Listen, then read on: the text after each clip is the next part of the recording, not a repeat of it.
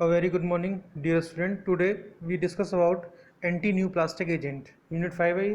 Last topic है anti neoplastic agent. आज हम एंटी न्यू प्लास्टिक एजेंट के बारे में पढ़ेंगे.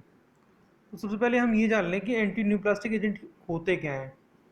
देखिए, न्यू प्लाज्म है ना.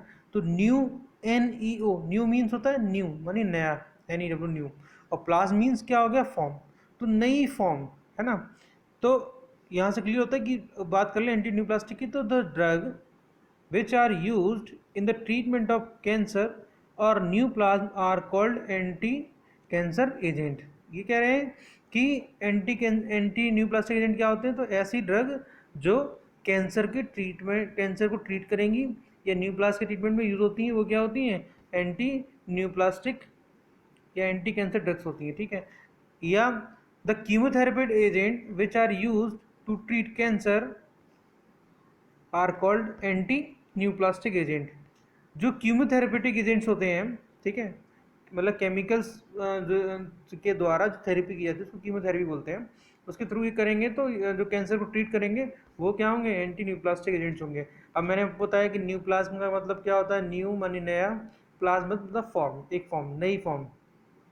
तो ये होगी, जो सीधे शब्दों में ये है कि जो कैंसर को ट्रीट करेंगे वो क्या होंगे, एंटी न्यूप्लास्टिक एजेंट होते हैं.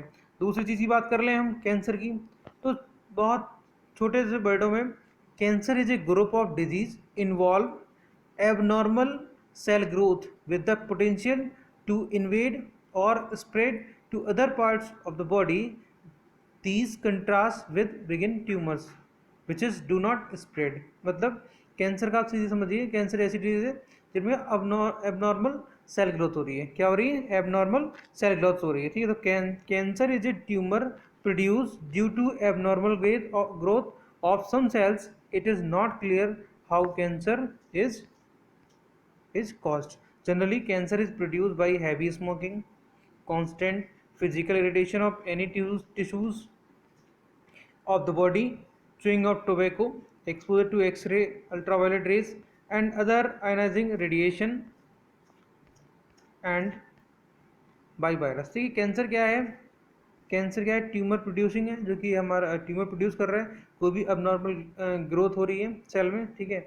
ये क्या है, अभी तक कैंसर का क्लियर नहीं है कि किस रीजन से हो रहा है, बट जनरली जो कैंसर हमारा जो हो रहा है वो हैवी स्मोकिंग, जो लोग स्मोकिंग करते हैं उनको कैंसर, मुंह का कैंसर हो जाता है, गले का कैंसर हो जाते हैं, कई तरह के कैंसर के टाइप है वो हो जाते हैं. ठीक है. Physical radiation of any tissue physical of the body. ठीक है. या जो लोग तंबाकू खाते हैं, निकोटीन का यूज़ करते हैं, उनको ये चीज़ें दिक्कत हो जाती है. ठीक है. तो anti neoplastic agent also known as cytotoxic. तो जो एंटी न्यू प्लास्टिक एजेंट को हम, एंटी न्यू प्लास्टिक एजेंट को हम क्या बोलते हैं, साइटोटॉक्सिक एजेंट्स भी बोलते हैं. ठीक है. Are use to treat malignant disease when surgery और रेडियोथेरेपी इज नॉट पॉसिबल और रिमेन इनफेक्टिव. ठीक है. वो साइटोटॉक्सिक एजेंट होते हैं. They are used as adjunct to surgery और रेडियोथेरेपी. ठीक है.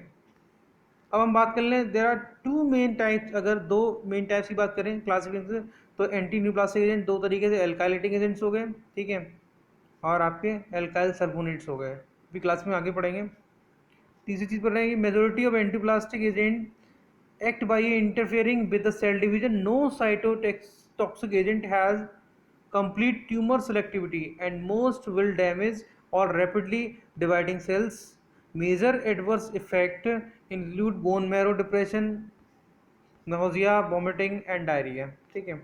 Next, hepatotoxicity, metabolic abnormalities, urinary tract, cardiac and nervous system toxicity are also reported with these drugs. ठीक है. नेक्स्ट की अगर हम बात कर लें क्लासिफिकेशन की, देखिए क्लासिफिकेशन की बात कर रहे हैं, तो एंटी न्यू प्लास्टिक एजेंट का क्लासिफिकेशन फर्स्ट आपका एंटीबायोटिक्स है. तो एंटीबायोटिक्स में ड्रग्स आती है एक्टिनोमाइसिन और मिटोमाइसिन. ठीक है. दूसरी ड्रग हो गई, आप दूसरी कैटेगरी होगी एल्काइलेटिंग एजेंट. तो एल्काइलेटिंग एजेंट में आपकी क्लोराम्ब्यूसिल हो गई, ब्यूसल्फान हो गया, ठीक है, साइक्लोफॉस्फेमाइड हो गई, सिस्प्लेटिन हो गया. ठीक है. नेक्स्ट कैटेगरी बात कर लें एंटी मेटाबोलाइट में, मोस्ट इंपॉर्टेंट ड्रग है मीथोट्रेक्सेट है, फ्लोरोरिडोसिल. ये दोनों ड्रग्स बहुत इंपॉर्टेंट है. ठीक है. मर्केप्टोप्यूरिन होगी.